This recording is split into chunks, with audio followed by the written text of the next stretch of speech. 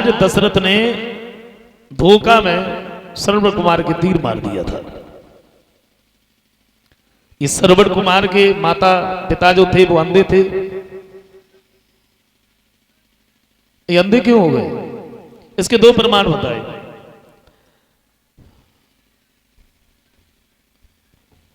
श्रवण कुमार के माता पिता जो अंधे थे, इनकी कोई संतान नहीं हुई, तब इन्होंने ब्रह्मा जी से तप किया है, प्रभु हमें एक पुत्र चाहिए। तो ब्रह्मा जी ने एक बात कही है, देखो पुत्र तो हो जाएगा, लेकिन तुम अपने पुत्र को देख नहीं पाओगे, उससे पहले तुम अंधे हो जाओगे। पुत्र होते ही अंधे हो जाओगे, इसलिए अंधे हो गए। दूसरा प्रमाण ये मिला कि श्रवण कुमार का जो भाई था धूमकेतु नाम का, इसने अपने उद्धार ऋषि चंद्रकला जिनका नाम था, दिन में अपने माता पिता को मिलते हुए देख लिया तो इसने श्राप दे दिया, बोले तुम्हें पशु पक्षियों की तरह से दिन और रात का ज्ञान नहीं है तो तुम अंधे हो जाओ, इसलिए अंधे हो गए। लेकिन श्रवण कुमार जब घर में बड़े हुए और श्रवण ने जब ये सुना कि मेरे कारण मेरे पिता अंधे हो गए, तो ये गुरु वशिष्ठ के नजदीक पहुंचा है। गुरु वशिष्ठ से एक बात कही, गुरुदेव हमें कोई ऐसा उपाय बताओ जिससे हमारे अंधे माता पिता की आंखें ठीक हो जाए। तो उन्होंने एक बात कही, बेटा तुम ऐसा करो, तुम अपने माता पिता को तीर्थ करवाओ, हो सकता है तुम्हारे माता पिता के नेत्र ठीक हो जाए।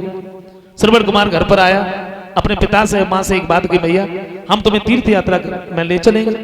तो श्रवण कुमार के माता पिता कहने लगे, बेटा तुम्हें नहीं मालूम कि औषधि तो अच्छी है बेटा, पर बड़ा कठिन इसका करना।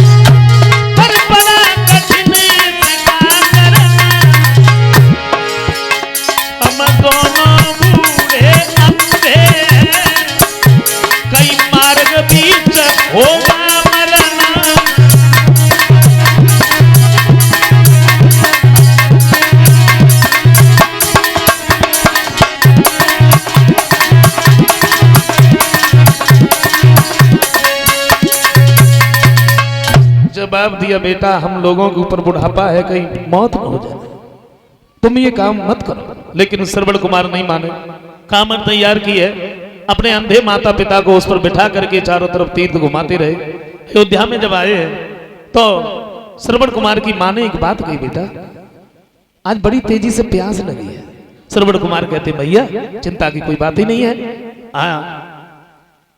मामा का सरोवर बिल्कुल नजदीक है और मैं जाऊंगा, अभी जल को लेके आएंगे। कमंडल को हाथ में उठाया, कामर को वृक्ष पर लटका दिया चलने के लिए भाई। तो श्रवण कुमार की मां कहने लगी, बेटा तुम ना जाओ। क्यों, क्या हुआ? बोले पता नहीं मेरा दिल कुछ दब रहा है, तुम ना जाओ। श्रवण कुमार कहते, भैया चिंता की कोई बात नहीं, मैं अभी आ रहा हूं। हाथ कमंडल ला बेटा ने और आगे की चीज लगाई, अरे हाथ कमंडल ले बेटा ने आगे कदम बढ़ायो। धीरे धीरे श्रवण कुमार तब सरोवर पर आया।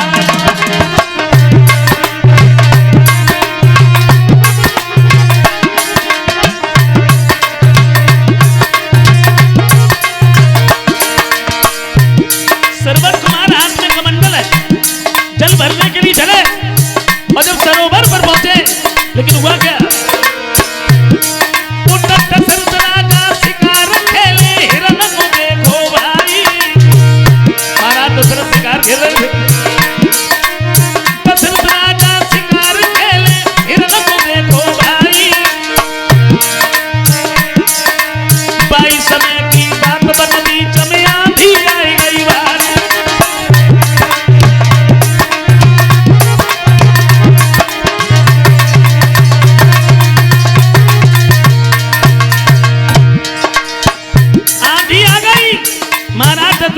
पीछा कर रहे थे। श्रवण कुमार ने जैसे कमंडल जल में डुबोया, कमंडल जल भरने की आवाज हुई, दशरथ ने यह सोचा कि हिरण पानी पी रहा है। श्रवण कुमार ने जब कमंडल जल में दियो डुबाई,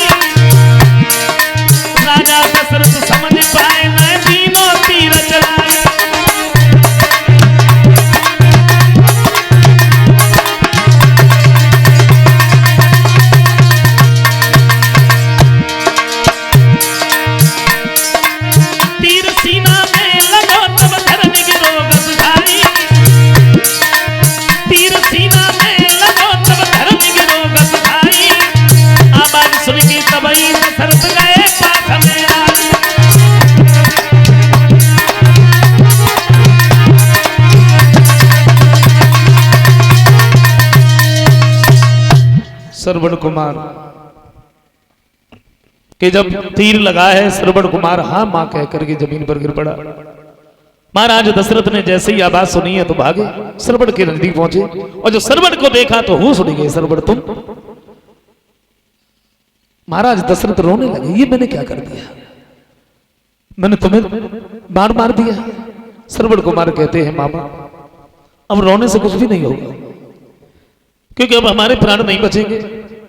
और तुम्हें तो मालूम है कि हमारे माता पिता अंधे हैं, उन्हें बड़ी तेजी से प्यास लगी है। तुम ऐसा करना, किसी भी तरह से उन्हें पानी पिला देना। और एक बात का ध्यान रखना, पहले ये नहीं कहना उनसे कि तुम्हारा श्रवण खत्म हो गया, नहीं तो वो पानी नहीं पिएंगे। इतने शब्द कहने के बाद श्रवण कुमार ने महाराज दशरथ के गोद में ही अपने प्राणों को छोड़ दिया। श्रवण कुमार की लाश पर महाराज दशरथ रोते रहे।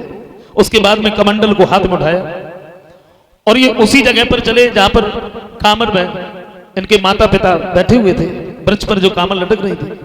पैरों की आवाज को सुनकर के अंधे माता पिता ये समझ गए, हमें ऐसा लग रहा है मेरा बेटा आ गया।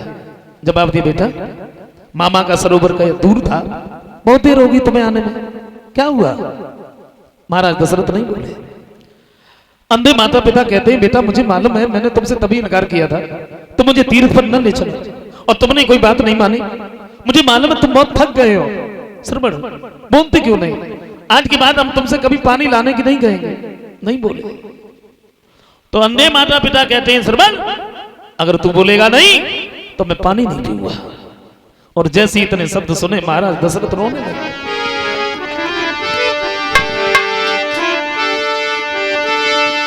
सरवण सरवण कह कह के तुम बागों रहे पुकारी।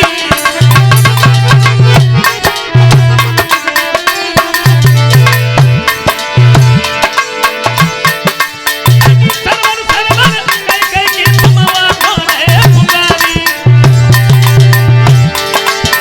दशरथ से हत्यारे ने भीमो बेटा को मारी। तब मुझे माफ करना, हमसे बहुत बड़ी भूल हो गई। श्रवण कुमार की बाण लग गया और वो खत्म हो गया।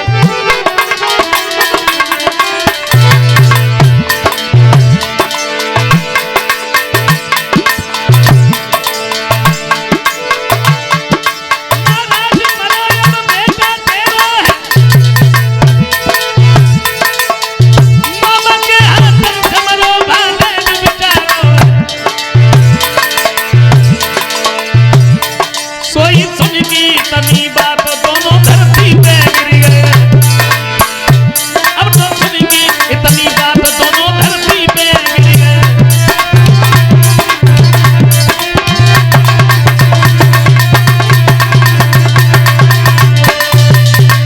जवाब दिया, माफ करना, श्रवण कुमार को धोखा से बाण लग गया, श्रवण खत्म हो गया।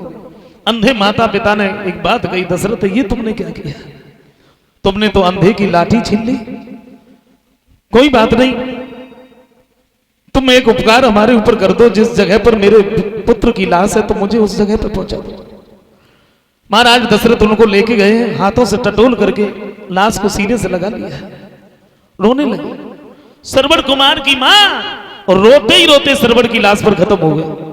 श्रवण कुमार के पिता ने देखा, जवाब दिया, तुम भी अपने पुत्र के साथ में चली गई, तो अब हम रह के क्या करें? तलवार निकाली, सोई बेटा के गम में मारी अपने कंठ कटारी।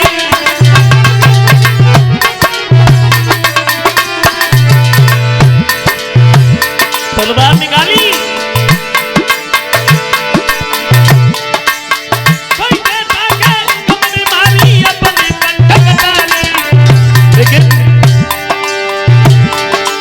मरने से पहले दशरथ से एक बात कही उच्चारी। जवाब दिया, दशरथ पुत्र के विरह में मेरे प्राण जा रहे हैं, लेकिन सुनो,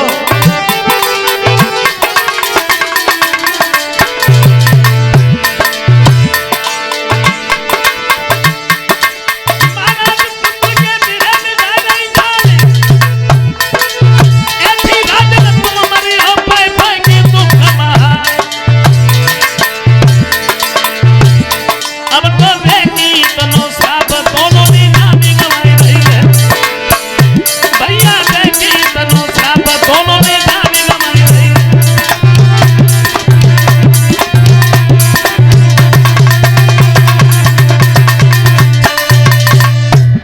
बात कही है, पुत्र के विरह में मेरे प्राण जा रहे हैं और पुत्र के विरह में तुम्हारी भी जान जाएगी। महाराज दशरथ को वही पुरानी बात याद आने लगी।